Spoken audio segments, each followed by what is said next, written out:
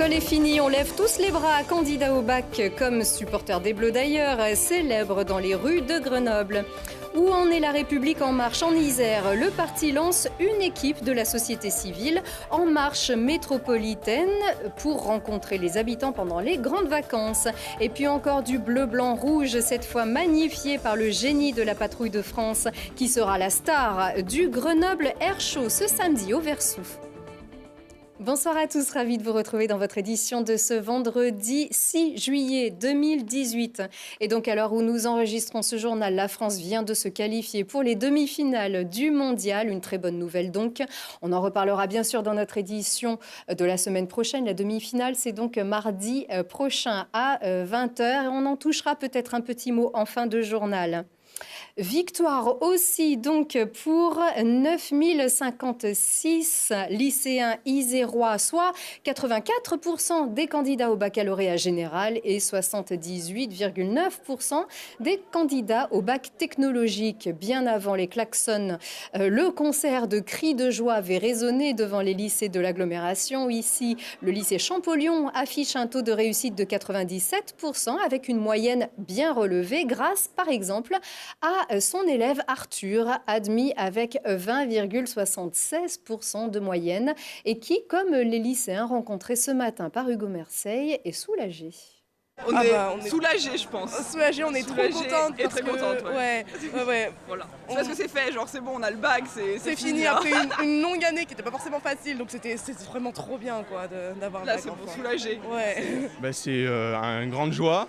Beaucoup d'émotions parce que quand même 20 au bac c'est pas donné à tout le monde, même c'est un peu plus, c'est 20,76 je crois. Justement j'ai essayé de déstresser les amis qui étaient vachement plus stressés que moi et voilà du coup tout s'est bien passé sans encombre et je suis content, je suis content quand même. Je pense que j'ai eu mon bac surtout grâce à mon prof d'art plastique, j'ai eu des super notes et du coup je voulais le remercier parce que c'est je pense un prof qui m'a beaucoup soutenue alors que c'était pas simple pour moi le lycée, du coup voilà. Si arrête, carrément tu sais que t'allais l'avoir. Oui le bac, oui, non c'est la mention, on avait un peu peur mais très bien toutes les deux. Et pour ce soir c'est quoi? Ah ce soir ça va être la fête. Alors après le match de la France, on va voir le match et après on va sortir. On va sortir, ouais. on va s'éclater là pour relâcher parce que voilà, c'est bon, c'est fait. Ça va se fêter avec un bon livre chez moi sur le canapé. Et voilà donc les secrets de la réussite de Arthur, reçu donc avec 20,76% au bac général, un bac S. Sur toute l'académie de Grenoble, le taux de réussite s'élève à 84% avant l'oral. Ils veulent gagner et conquérir la mairie de Grenoble et la métropole. Alors, les élus de La République En Marche viennent de dévoiler leur plan de marche, lancer une équipe issue de la société civile pour aller collecter les désirs et les doléances des habitants de la ville-centre et des 49 communes de la métropole. Objectif, pouvoir monter des listes pour les municipales dans toutes les communes. Les précisions au micro de Mathias Araez. Faire une grande marche métropolitaine pour aller à la rencontre des citoyens. Les écouter, voir ce qui marche, ce qui ne marche pas à la métropole, dans leur commune. Et à partir de ce diagnostic, nous allons élaborer un projet en intelligence collective, un peu comme cela a été fait au niveau des présidentielles. Donc on reprend une méthode qui a fonctionné, on l'applique localement. Le principe d'En Marche, c'est d'aller chercher des gens de la société civile qui ont une expertise, un regard, une compétence, évidemment un béton de la métropole et de Grenoble pour ce qui concerne Grenoble, et d'aller réunir tout ça et de construire quelque chose de solide pour l'avenir de Grenoble. Les habitants de la vallée du Grésivaudan, eux, auront sans doute la tête en l'air ce samedi. 2 ans après le gros succès du premier Grenoble Air Show, les organisateurs attendent des milliers de visiteurs du côté de l'aérodrome de Grenoble-Le Versou pour la grande fête de l'air et de l'aviation avec, cette fois encore, le fleuron de l'aviation militaire. La patrouille de France viendra faire une démonstration de son exceptionnelle maîtrise aux commandes des fameux Alpha Jet dans un décor lui aussi exceptionnel mais qui ajoute des contraintes en raison du relief. Alors, comment se sont préparés les pilotes pour ce grand rendez-vous? Les réponses juste après la répétition générale au micro de Julie Ségala.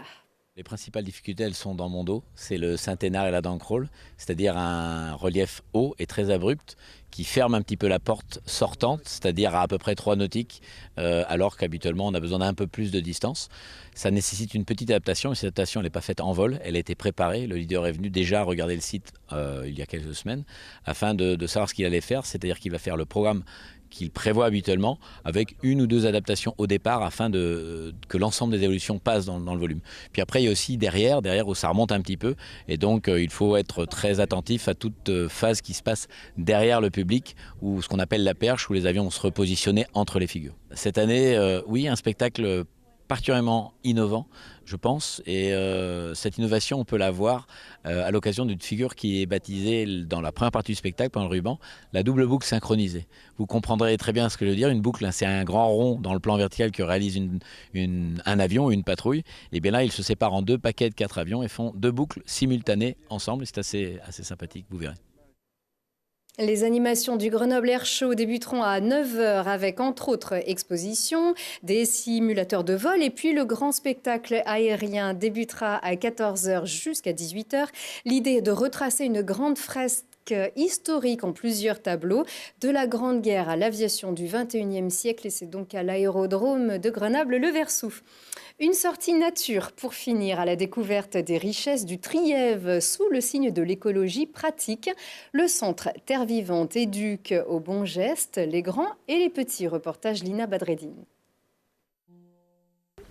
Des jardins, des jeux, des animaux, une expo, de la restauration.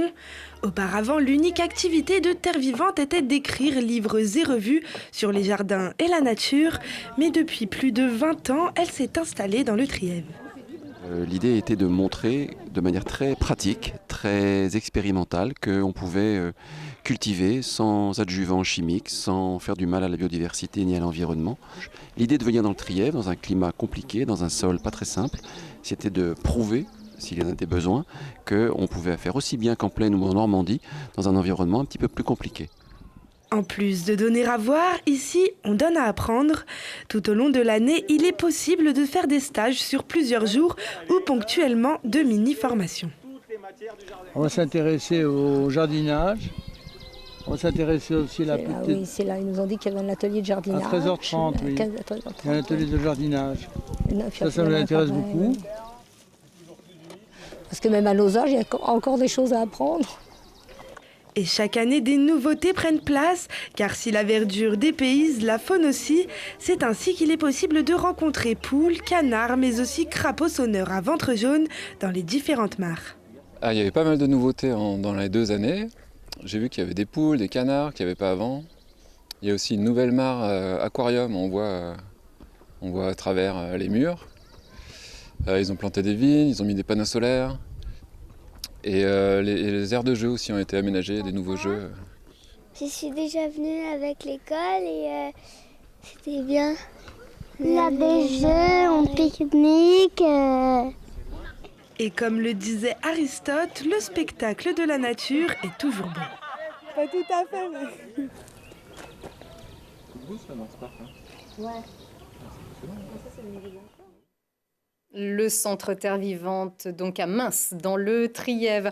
On vous rappelle donc cette victoire des Bleus, la victoire de l'équipe de France en quart de finale contre l'Uruguay, victoire 2-0. La demi-finale, ce sera donc mardi soir à 20h. Et pourquoi est-ce qu'on vous en parle? Pourquoi est-ce qu'on est aussi chauvin ici sur Télé Grenoble? Peut-être savez-vous que l'un des joueurs de cette équipe de France a été formé à Grenoble, Olivier Giroud, le buteur qui pour l'instant n'a pas encore marqué dans cette Coupe du Monde, mais ça ne saurait tarder. Il est donc formé à Froges, mais aussi au centre de formation ici du Grenoble Foot 38. On voit ici ces images de 2008, lors de la reprise en Ligue 1. Il n'aura ici joué que quelques jours à l'entraînement avant de se diriger vers la grande carrière que l'on connaît. Voilà pour le petit clin d'œil du soir et c'est la fin de cette édition. Merci à vous de l'avoir suivi. Passez un très bon week-end.